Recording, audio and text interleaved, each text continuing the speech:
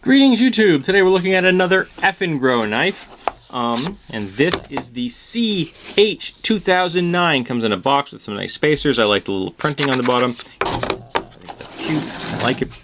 And here we go with the knife itself. This is in the blue. I believe it is playable in a number of different colors. I prefer, lately I've been like, I just don't want that whole black tactical thing. Yeah, not my vibe. So the first thing you're going to notice is that beautiful thumb hole, which does work, but this is also a flipper, and it's one of the reasons I purchased it. I really like flippers. But the hole is nice touch. I find it aesthetically pleasing.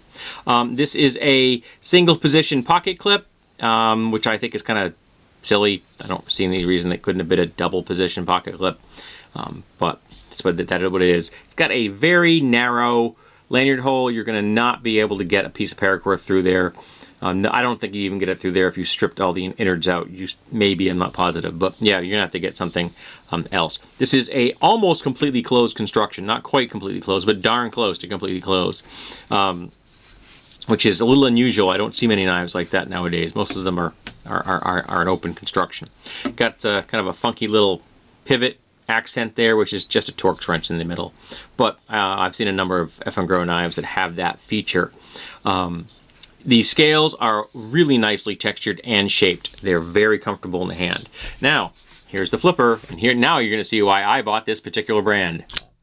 This thing is a Wharncliffe, and it is a beautiful Wharncliffe. Okay, sheep's foot, okay? Because it's rounded, we'll give it a sheep's foot, but it's a sheep's foot Wharncliffe scram sack. They're all straight knives, and I happen to really love a straight blade. But look at that. That is just beautiful. Flat grind here, secondary bevel. Came out of the box with a very nice edge. Very nice edge. I was quite impressed by that. Didn't have to touch it up at all. We got our little symbol here. We have the Nighthawk name on the blade on that side. And the little D2 symbol right there. I have no idea if this is actually D2. I don't know how to check that. I don't really have any tools to check that with.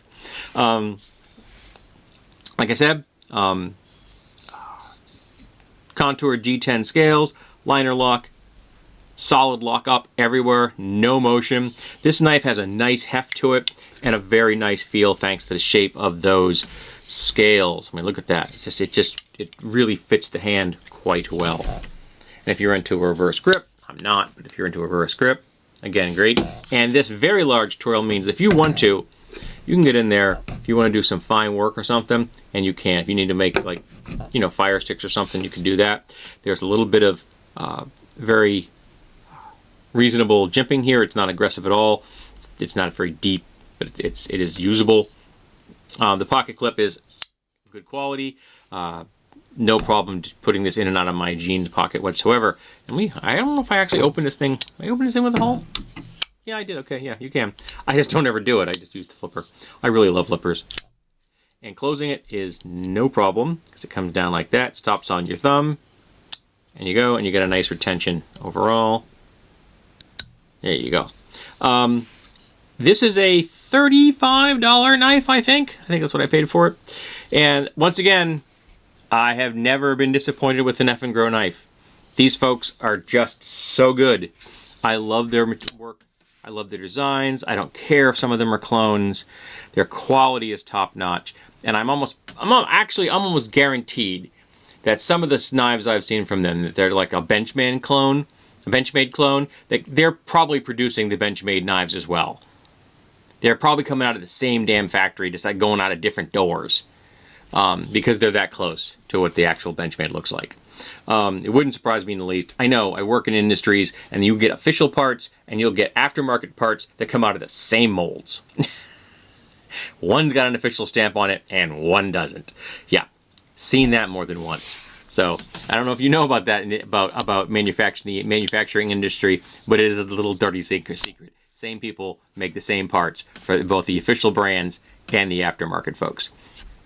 So, yeah, this is just so darn pretty and very useful, and this has become my favorite daily carry as of late. I carried a number of other blades recently because I wanted to test them, but I'm going back to this one as soon as this recording is done. As soon as I put stuff in my pants pockets tonight for work, this will be going into my front right pocket because I really like this thing. It is just so beautiful and works so well. And I love that flat edge. It is just so cool. So this has been the Nighthawk from Eafengrow. I really recommend it. Again, you can't go wrong, man. You can't go wrong. 35 bucks. How does that fail for you? You know what I mean? It's just worth your time.